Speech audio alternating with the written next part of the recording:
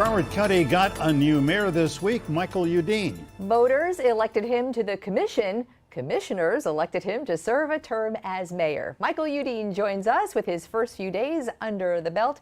Mr. Mayor, good morning to you. Good morning. Thank you guys for having me. I wish I could be there live with you today. Yes. Well, you're live, as it were, virtually.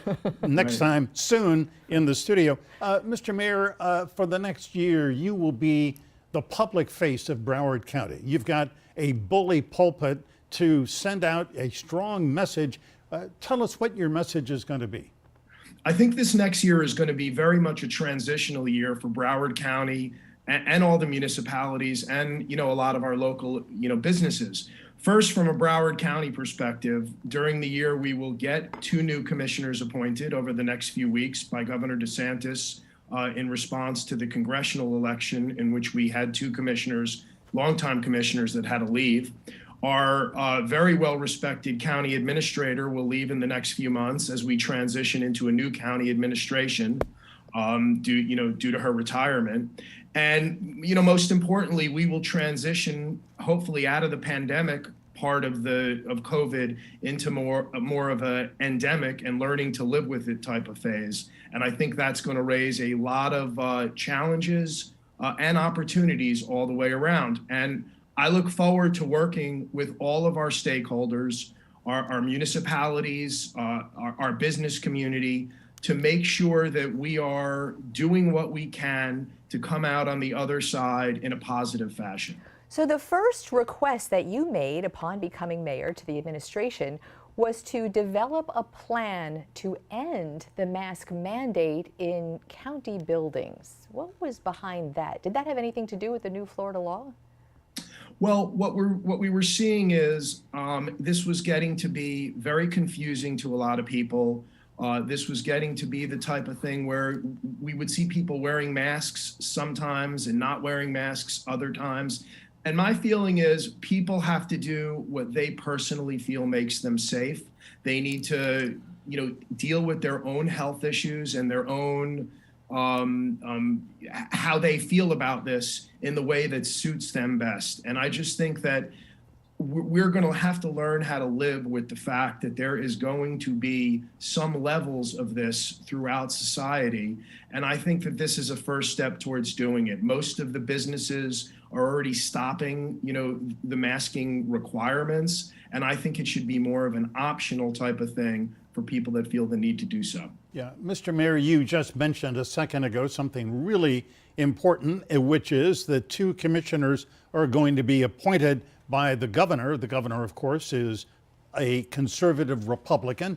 Broward County is the most Democratic county in the state. Do you and your fellow commissioners have any say? Can you recommend people to him, or how does this work? Is it solely up to him? It's a decision that will be made by the governor. It is not a decision that the county commission or county voters have any say on right now.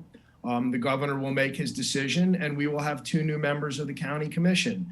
And I'm hopeful that the 9 of us can collegially work together to move Broward County forward in a positive manner. Like I said, we're going to have some challenges. I mean, Bertha Henry has been one of the best county administrators and has been here for a long time. She's retiring through the DROP program, so we'll have a new county administration coming in. We're going to have coming out the other side of the pandemic. And I think we're all going to need to put our best foot forward and work together. While we're on this subject, at the state level, because of the Resign to Run law, there's going to be a significant chunk of Broward next year whose residents do not have state representation for a time because both Senator Perry Thurston and Representative Bobby Dubose, who sort of overlap state districts, they both had to resign to run. There will not be an election in time for the state legislative session. Is that problematic to you? I think it's problematic whenever people don't have a voice to represent them in government. One of the things that I've tried to preach and have been very open and active with is transparency. I think that citizens and members of the public should be able to redress their government, should be able to meet with them, and should have a say in how they're governed. So yes, anytime that someone is not being properly represented, either through a special election or a vacancy, I consider that to be problematic. So I think that will mean that the people that are there will have to work extra hard to make sure that we're getting our voice heard in Tallahassee. Yeah, Michael, I personally have high regard for Bertha Henry. I think she is a really extraordinarily capable public administrator, so wish her well in her retirement or in the drop program. How are you going to find a new administrator? Will there be a nationwide search? How are you going to do it? We've selected Monica Sapero, the deputy administrator. That was a selection that was made about 4 or 5 months ago. So we benefited the same way that many private corporations would benefit, is that we had a very capable number two.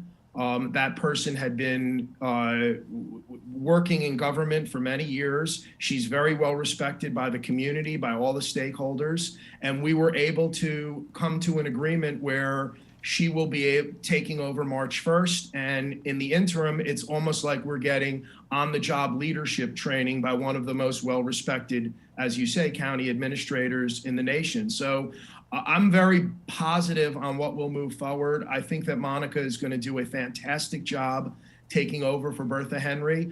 And I think that we have an incredibly talented county commission that will assist and that will move policy forward to make sure that our Broward residents and visitors and businesses can move forward in a positive fashion. New mayoral PSA. Sit tight. We're going to take a quick break. We'll be right back with Broward's new mayor when we come back.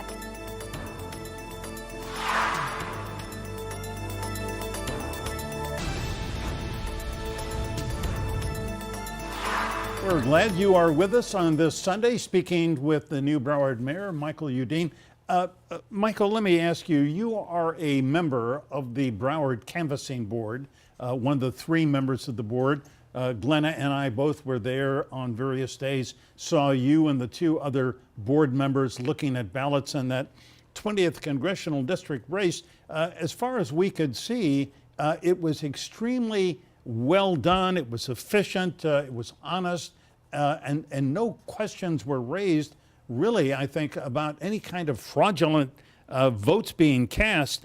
But the governor is creating a new kind of law enforcement agency to look into election fraud. Now, we know of one case, Glenna, in fact, broke the story about a state Senate race down in South Miami-Dade where there was allegedly election fraud. But what about in Broward? I mean, I don't see any evidence of election fraud there, do you?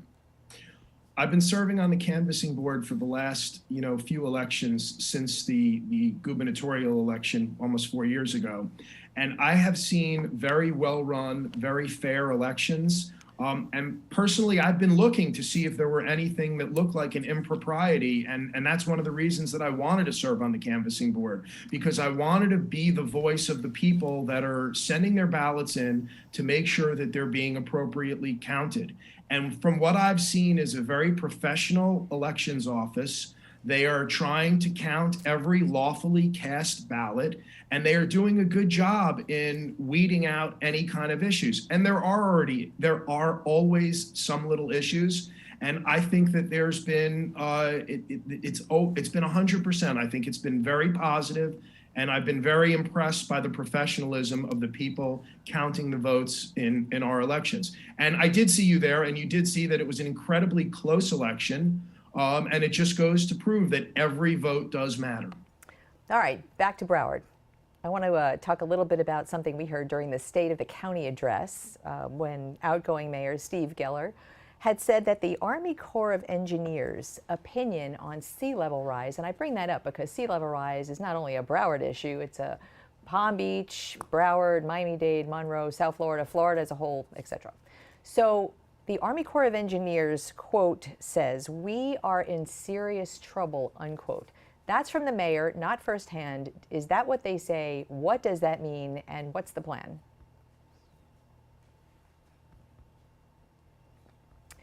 Dr. Jennifer Hirado, who's one of the most well-respected environmental practitioners in the country. And I think that everyone is seeing, I mean, there's just more water. There seems to be more water, be it king tides, whatever it is, from the sawgrass to the seagrass, there seems to be more water. Rain doesn't drain off as quickly. Groundwater seems to come up. We need to make sure that we're doing what we can to be as environmentally friendly as possible. And what is that? We're doing it on the county level with, building buildings that are, towards green and LEED certified. Buses that we're buying are electric vehicles. We're trying on the county basis to make sure that we're enacting ordinances and doing things to make sure that buildings and things that are built in the most environmentally friendly fashion possible. But what about the flooding part? Sea level rise is inevitable, and for whatever reason people believe. But the flooding, you're right, to your point, it is noticeable, especially now. There are municipalities who have flood plans. If flooding is a serious problem, is Broward going forward, with some plan, some investiture, some infrastructure? What does that look like? Yes, everything that we do is built in a way that deals with, flooding and sea level rise. As we're talking about new buildings, we're actually building them up a little bit higher. We're going to have to look through different parts of the county and see where, I know some of the municipalities are looking to raise seawalls. We're going to have to be there and be part of that.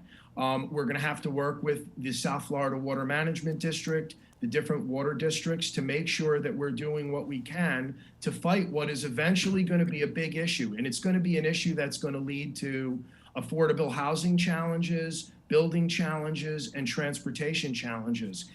If we're seeing this, and we're seeing it now, we need to be prepared for this as we move forward into the future. Yeah.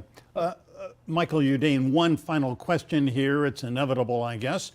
Here you are, the new mayor of Broward County, a county of nearly 2 million people. I mean, a big, big place. And in a sense, the most powerful person in Broward County government is the county administrator. Is it time for the mayor to be an executive mayor in Broward County? Well, there's been proposals that have been talked about, and I think that we'll see this again, that will come soon, and will come sooner rather than later, where we'll talk about sending out to the voters a potential charter amendment for an elected mayor.